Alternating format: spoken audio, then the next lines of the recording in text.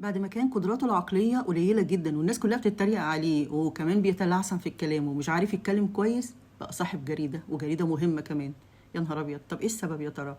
السلام عليكم. الولد اللي كان بيحكي قصته في الجريدة اللي هي بقت بتاعته كان بيقول: زمان كنت في مدرسة صغيرة وكنت موجود في فصل كل زمايلي فيه بيضحكوا عليا ودايما يقولوا إن أنا مش بفهم، بتلعثم في الكلام، مش بعرف أتكلم كويس، وأي حد يسأل أي سؤال كنت أنا ما برضاش أرد علشان ما يضحكوش عليا. المهم، في يوم من الأيام المدرسة بتاعتي غابت، أخدت أجازة وضع، فالأجازة بتبقى طويلة شوية. المهم النظرة جت بعد كده وقالت: لا، احنا ما ينفعش نسيب الولاد الفترة الطويلة دي من غير شرح، فاحنا نجيب مدرسة جديدة.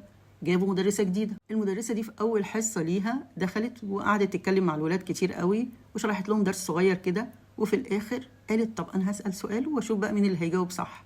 سألت السؤال وأول ما اختارت الولد اللي بيتلعثم اللي هو بقى صحفي كبير. فأول ما قام الولاد كلهم قعدوا يضحكوا ويقولوا لها: يا ميس انت ما اخترتيش غير ده، يعني انت ما لقيتيش غير ده، طب ده مش هيعرف يجاوب. قلت لهم: ليه؟ قعدوا يضحكوا والمهم خلصت الحصه ومشيوا. بس المدرسه ما سابتش الولد، نادت له قالت له: هم كانوا بيضحكوا عليك ليه؟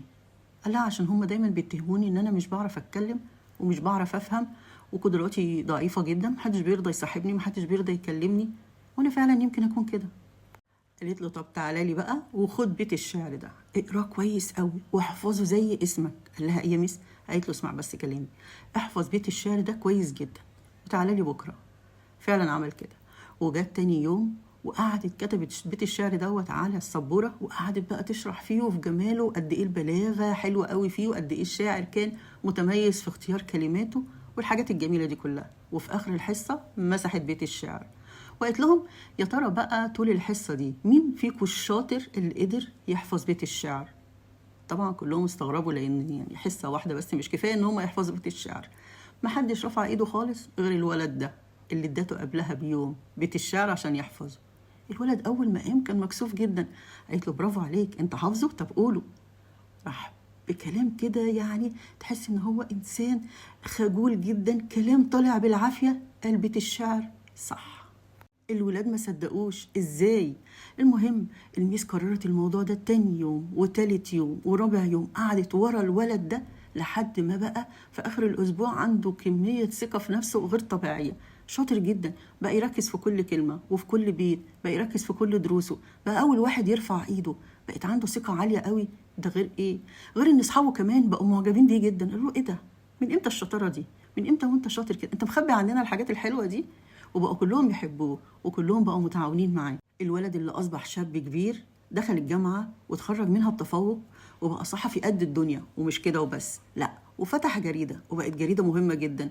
بس طبعا منساش صاحبة الفضل عليه، وفي أول عدد للجريدة كتب كلمة شكر: شكرا ليكي، انتي صاحبة الفضل في اللي أنا فيه كل ده، مدرستي العزيزة. ودعالها وقال لهم: دي قصة كفاحي، قد إيه الميس دي هي صاحبة الفضل عليا، من إني أطلع إنسان ما بفهمش وحاجة كده مهمشة، لإن أبقى أكبر صحفي وعندي جريدة كبيرة، والفضل كله لربنا سبحانه وتعالى ثم المدرسة دي.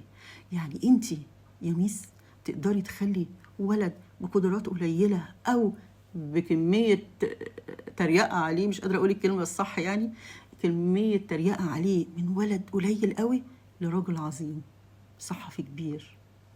دي قصة حقيقية كان فعلا كاتبها شاب في الجريدة بتاعته. قد ايه لما قريتها انبسطت قوي، عجبت بيها، حسيت ان هي مش موجهة للمدرسين بس، طبعا هم مهمين جدا في حياة ولادنا وخصوصا في المراحل القليلة من عمرهم بيربوا ولادنا معانا، بس هي موجهة لكل الناس. يعني انا عن نفسي مثلا انا ببقى مبسوطه قوي لما حد بيكتب لي تعليق مثلا في التعليقات بيشجعني بيه: استمري، كويس، حلوه قوي، ربنا يبارك لك.